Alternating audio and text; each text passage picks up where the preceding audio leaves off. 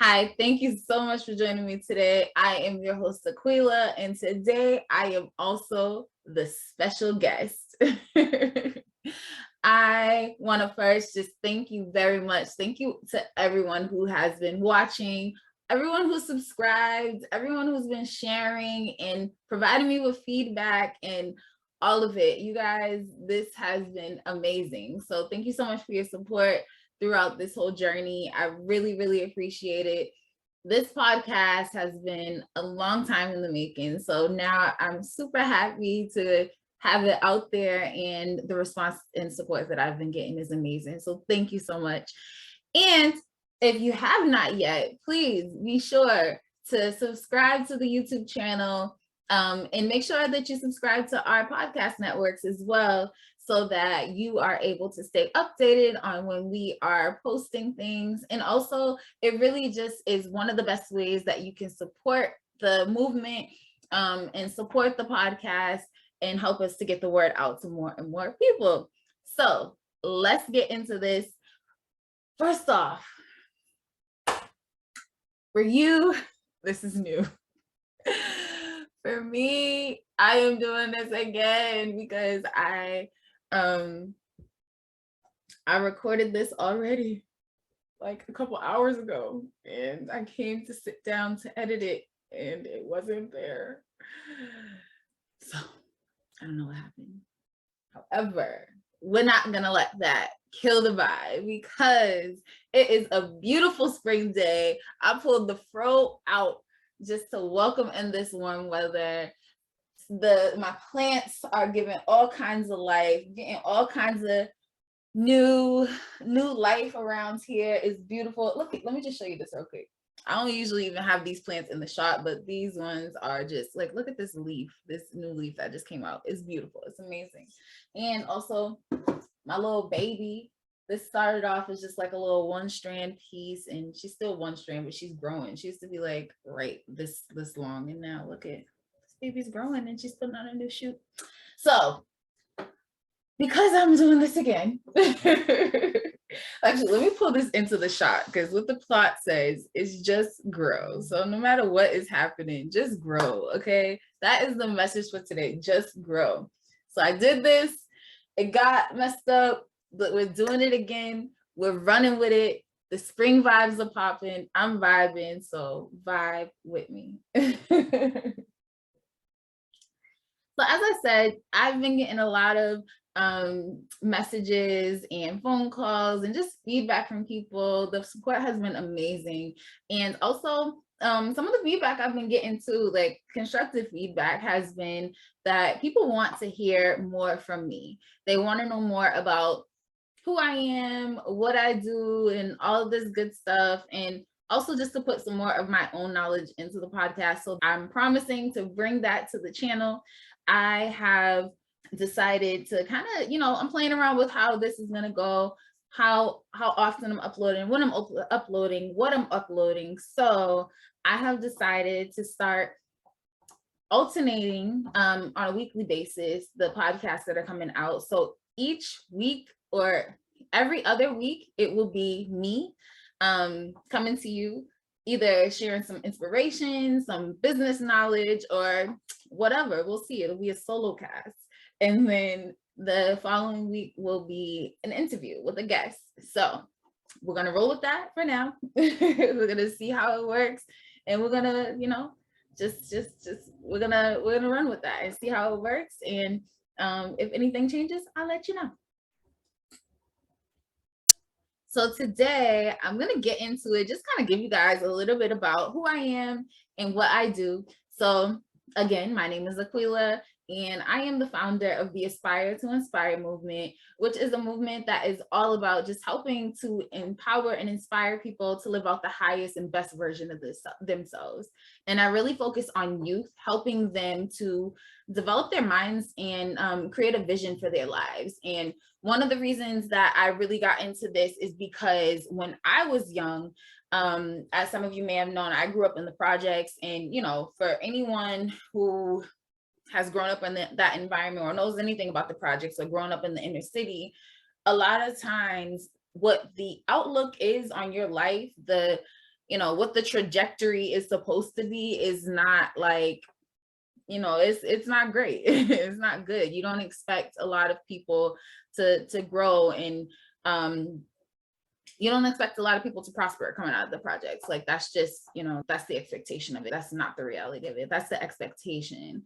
But one of the things that really saved me from going down that kind of path, from going down a non-productive path, is exposure. Being exposed to different people, to different ideas, and to particularly like being exposed to people who look like me, people who I could relate to, who were doing great things, who were doing things that I wanted to do, or who were also doing things that I never even thought was possible, doing things that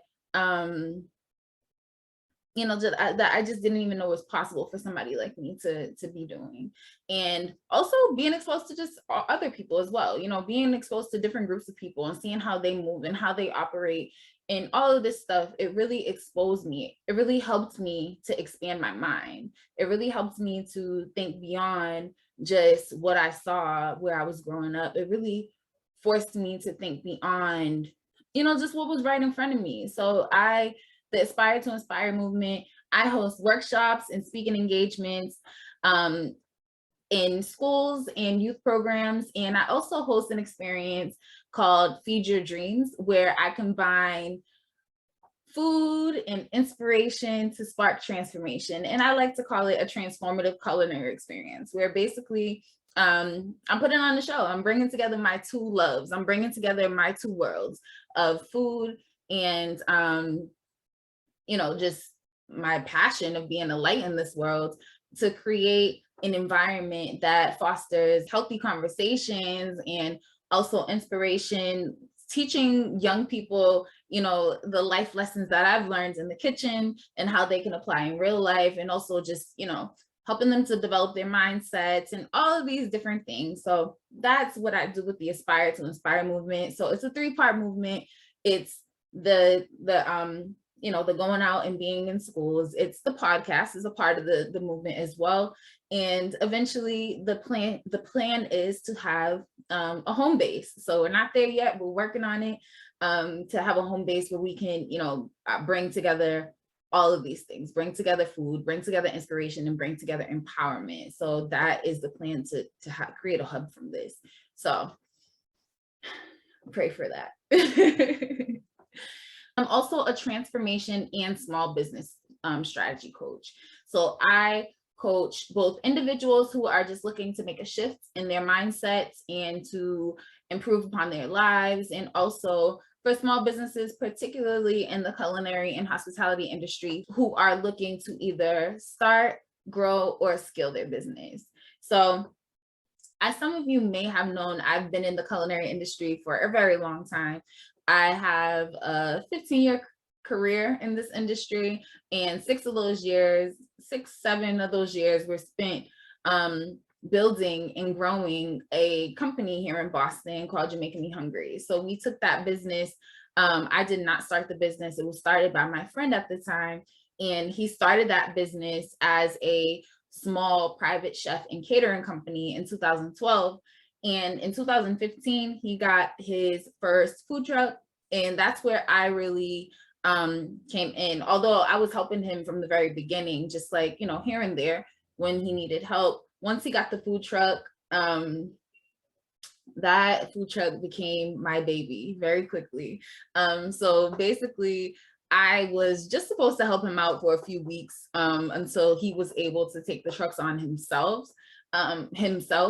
But I ended up taking this truck out. I was 25 at the time, taking the truck out, riding around the city, bringing my people with me, working who I wanted to work with. And I just fell in love with it. It was amazing. Like, it just felt so freeing.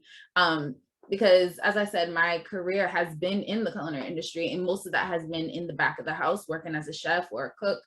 And I loved it. I love cooking, but one of the things that I was missing was, like, I really enjoy the customer interaction piece. One of my favorite jobs to do in the culinary world to this day is serving. Like, I love serving. I love interacting with people. I love helping to, you know, create the vibe, helping to shape the experience of the person who is coming out to eat. Like, I just love that. So, you know, being in the kitchen, that was the only one thing that it lacked for me, was that customer interaction piece. So being on the food truck, it's like I had the best of both worlds. Like, I got to be the chef and I got to be the server at the same time. Like, it was amazing. So it was just like a perfect fit for me. So, you know, so after the few weeks had passed, you know, I told him, I was like, you know what? I really love this. Like, I love what you're doing, and I want to help you to grow this thing. So we ended up partnering up, and I, you know, fully committed into the business to be able to grow it. And we took that company from a small, well, let's just start 2015. So from 2015 to 2021, we took that company and we grew it from just being a small one truck operation to, within that time, we've had 3 restaurants, 2 of which are still in operation. One we shut down because of the pandemic. It just, you know, it was in Hampton Beach, and it just, you know, no one was going out. It was a seasonal thing. It just didn't make sense at that time. So we shut that down. Multiple pop-up shops around the city, and pop-up restaurants are just like, basically you're just like staking out in a location for a short period of time, anywhere between like 3 months to a year, and operating your space out of that. So we've done a few of those around the city, in Cambridge and Chestnut Hill, and we've done you know, lots of catering around the city, and also like day-to-day pop-ups, like lunch services at different places. So we've been, you know, we've done a lot. And so that's really where the food business coaching thing came in. A lot of people in 2020, 2021, I ended up separating from the business. I had my daughter, and, you know, that was the biggest reason. Like, she, in the beginning, when she was small, I would just strap her on me, and we would just, like, you know, we would go from here to there and everywhere. Like, she would go on the restaurant with me. She worked the cashier with me. We would go downtown and pull some permits and do all of these things. Like, she would do it all with me, anything except for cooking. So, but when she got bigger, you know, that just, she didn't want to stay up anymore. Like, she wanted to be down, walking around and doing her thing. So once she started walking, it was over. So I really had to think about, you know, what I wanted to do. How could I do something that allows me the flexibility to be a mom, and also to be fulfilled, you know, because it's hard to go from being a person who's just so like over all of these things to being confined and tied down, especially when you're me, you know, to these new constraints. So just figuring out how to adjust my life to accommodate this new person that I brought into the world. So I ended up separating from the business 2020, 21, and so once my time freed up, then a lot of people, you know, knew that I was more available, and I started getting a lot of inquiries of people who were either starting their food business or wanting to grow their food business, who were, you know, reaching out to me for all types of help. So, you know, helping people to grow is something that I just love to do. So that's kind of where the small business coaching came into play. So yeah, so I'm doing that. But I wanted to take today to really just kind of talk to people who are either looking to start or grow, or yeah, get into your business, and just talk to you a little bit about some principles that really helped us to grow Jamaica Mi Hungry. And I mean, I'm clearly talking about specifically a food business or a business in the hospitality industry, but this is very applicable to no matter what industry that you're in, especially if you're customer facing. And I would say a couple of the biggest concepts that I would touch on. One was definitely, well, there are a few concepts that I want to touch on today that really helped us to grow. One, I think, is just drive and determination. 2 is your branding. And 3 is your responsiveness to your customers. and your open-mindedness and your willingness to learn and to grow. So let's start with just your drive. When you're starting up a business, a lot of people start a business, and I'm going to talk particularly food in this case. Like, a lot of people start food businesses because, you know, they just love to cook, or their mama knows how to cook real well and they want to open up a business, or you know, something like that.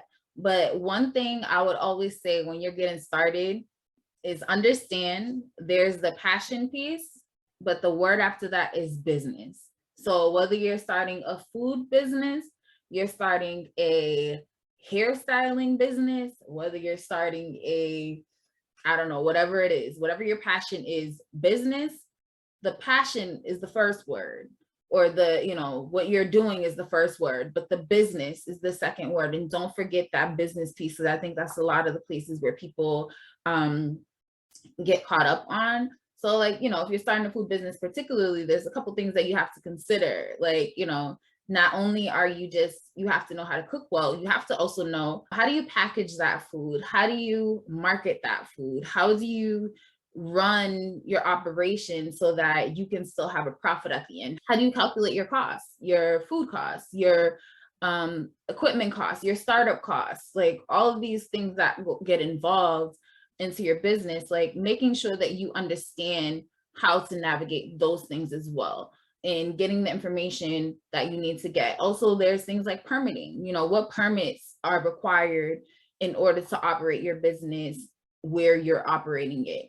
What licenses do you need? Are there any other things that you need? For instance, like in Boston, I know a lot of people who are interested in getting into food trucks, they get into food trucks because it has a softer entry point than restaurants, which is true. But one thing to know, and this is something that a lot of people don't realize, is that when you have a food truck, at least here in the city of Boston, it varies, you know, depending on where you are. But here in the city of Boston, you cannot operate a truck where you're going out on the truck and cooking. Like, as far as like the health department is concerned, your food truck is only for serving food.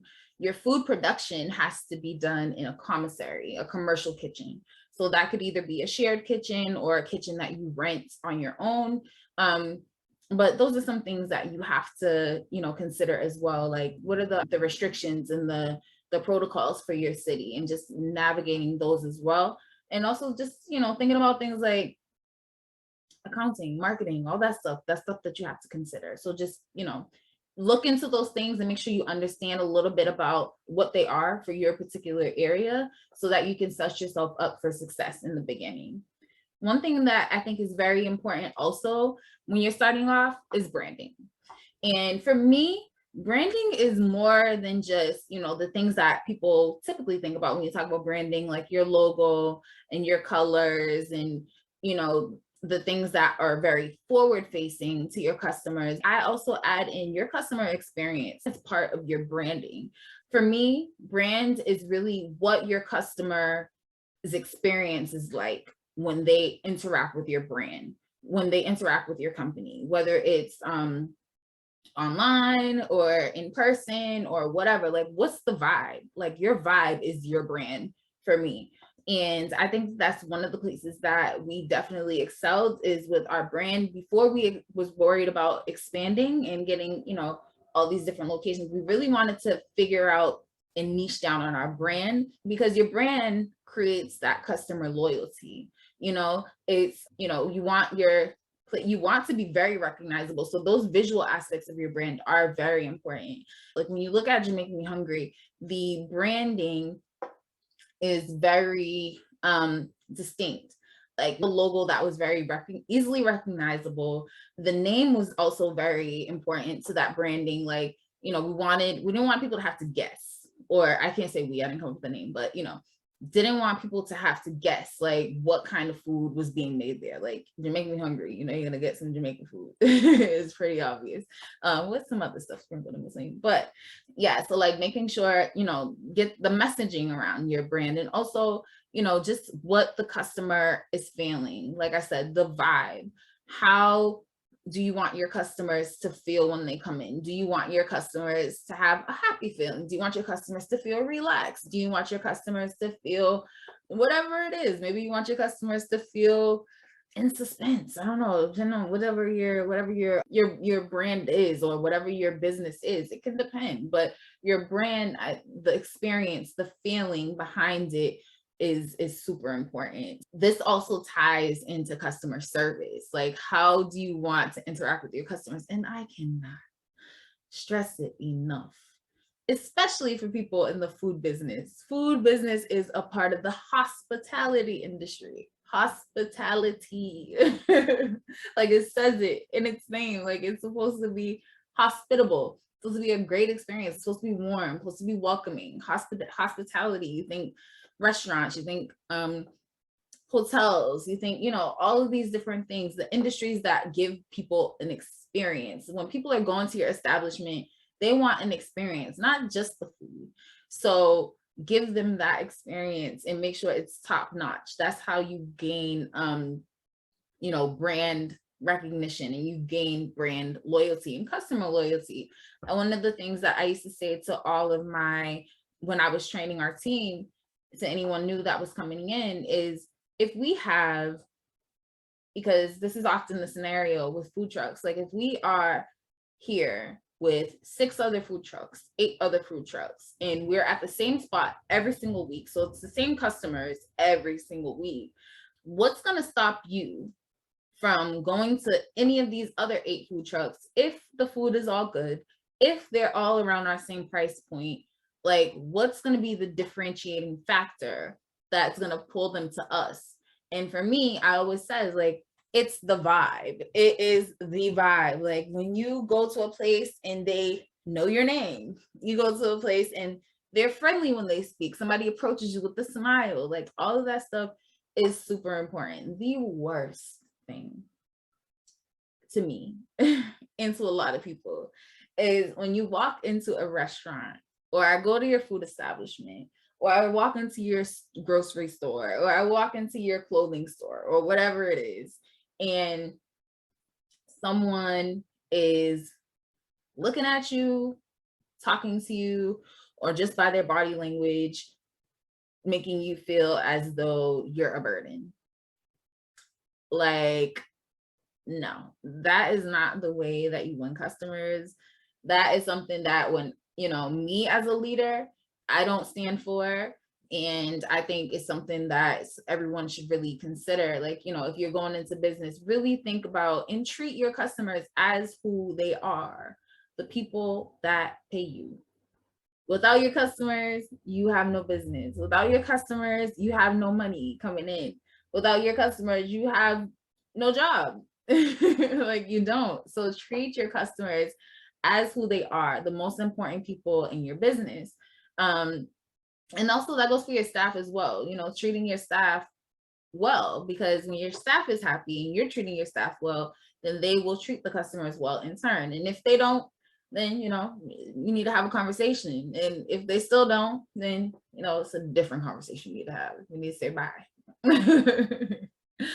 And the other thing I would say that was really key to our success was just being flexible and being open-minded and listening to the customers, because, that's saying that the customer is always right. The customer may not always be right, but you got to listen to them, whether they're right or not. I guess this kind of ties these two points together, my last point in this one. But I would always tell anyone that's coming in, you can always save a bad food experience with good customer service. But bad customer service will even make the best food taste bad.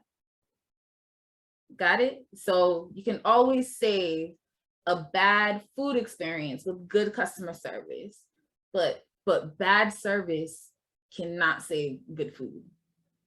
So if you're having a really bad experience, even though the food is good, it's going to leave a bad taste in your mouth. The food is not going to taste as sweet. The food is not going to taste as good anymore, because the experience that you had with the people that are serving the food can just turn off the whole thing. So really, value your customers. It's important. It's super important. So, if learning how to handle things, because there are a lot of times when things go wrong, And, we say the customer is always right, but, sometimes the customer's wrong, but you still need to learn how to respond to it gracefully and respectfully and in a way that, you know, that everyone can walk away satisfied. And it can't always happen 100% of the time. You're not going to win back every customer every single time. But if you do your customer service properly, and you put into some, you stick to some basic principles and how you interact with your customers,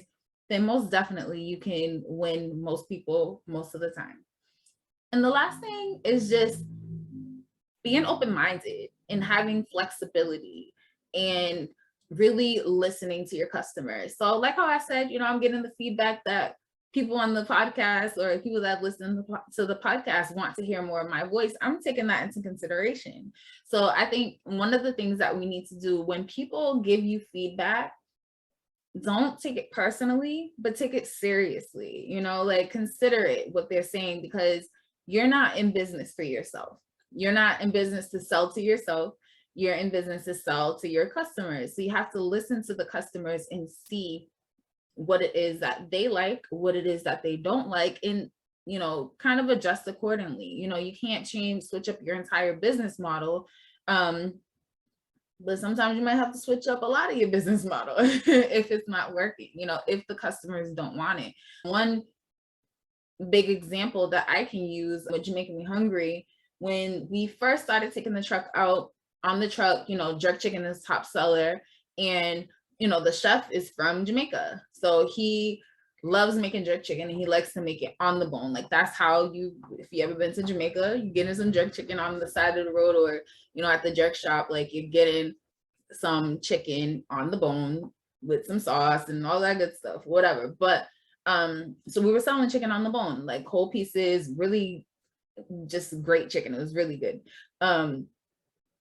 But then, a lot of our customers were, we're going out to these lunch spots and we were listening to the customers, and a lot of them were complaining because, they loved the food, but it was hard to eat, because they're in their lunch meetings and stuff trying to eat it, but then they got to pick up this chicken and like, it's just, it just didn't work. It wasn't working. So they were asking us to take it off the bone. So what we did, like we heard a lot of people saying that. So we did a Facebook poll, and we're asking people, like, would you prefer to have the chicken on the bone or off the bone? And 70% of the customers voted to have the chicken off the bone. So this was at a time where we were going back and forth, like, should we take the chicken off the bone? And then, chef is just like, no, I don't want to do that. Like, I don't want to do it because, it's too much. That's not how I'm used to cooking it. But then once he saw that result, he realized, like, no matter what, this is what the people are asking for. So we have to respond to that. So we made that pivot, even though it wasn't, the concept that he had in mind when he put together his menu. The customers were asking for something different. So in order to grow, in order to grow, you need to really listen to what your customers are saying. You need to listen to what they're saying and see how you can implement that feedback. And that also goes for just your personal life too. Like if people are telling you things about yourself, sometimes, don't take it personal. Just take it seriously. Consider it. Is there some truth to what these people are saying? Like, can I grow from this? Can I grow in this area? But yeah, I would say, those are some of the really key concepts that I would give to anybody that's getting into business. Those are some of the things that really helped us to scale and grow Jamaica Mi Hungry into the large operation that it is today. And yeah, so also, I'm just going to put a plug in there. If you were interested in getting some group coaching or one-on-one coaching or consulting for your business, if you're looking to start off in business, you can feel free to reach out to me. I am happy to talk to you and see if we can work together to try to help you to get started. And I will link all my information below. The Aspire to Aspire movement, if you're interested in learning more about that, or booking a speaking engagement or Feed Your Dreams experience for either your school or your youth program, I will link that information down below. It's also at atimovement.com. You can check us out there. And for information on the coaching, you can just check out my personal website, hiitsaquila.com. And yeah, I think that's pretty much all I have for you today.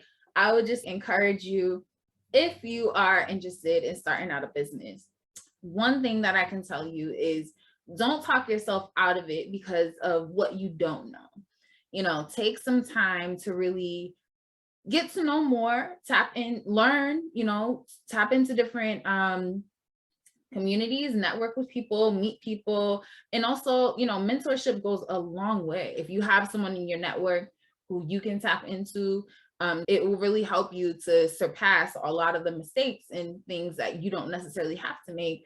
Tap into other people's knowledge, tap into mentorship, networks, other people who you know are in the industry that you want to be in, and just, you know, learn from them. Like, keep your mind open and learn from them. A lot of times you will save yourself a lot of time, a lot of needless mistakes because of getting the advice of someone who has already gone through it. So I encourage you to stay encouraged and never talk yourself out of it because of what you don't know.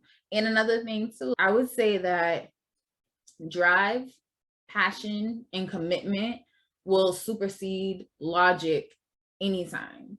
Like, so things that don't seem logical, oh, I don't have a degree in this, so I can't do that. Like, but if you have the drive and the commitment and the passion to go for it, a lot of times the things that you think you need, they're not necessary. Like, they're one way to do it, but it's not the only way to do it. So never count yourself out because of what you don't know, because of what accolades or degrees you don't have, or any of that. You know, push yourself through it. I don't have a degree in business. I have a degree in culinary arts.